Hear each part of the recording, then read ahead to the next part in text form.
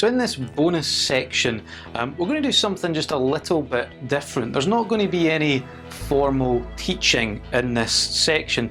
This is a chance for you to sit back, to relax, to close your eyes if you want. In fact, you can do this with your eyes open as well, and to be led through several different hypnotic processes. What I've designed for you and recorded are some audios, but we've also put it on video with some really cool, crazy sort of visuals, so you can watch the visuals if you like, or you can download just the audio files and listen to them.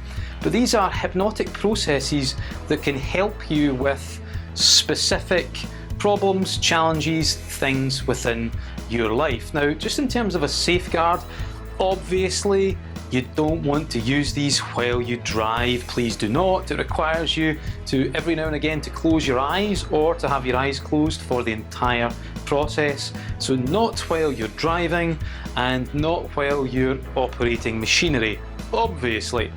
But what you'll find is that within these trance processes, they will lead you through multiple different trances. We're going to do 4 in total, and they're all going to address different kinds of issues that you experience on a day-to-day basis. So I hope you enjoy these trance-like experiences. I use them for myself. I find them very, very useful, and I'm sure that you'll find them useful too.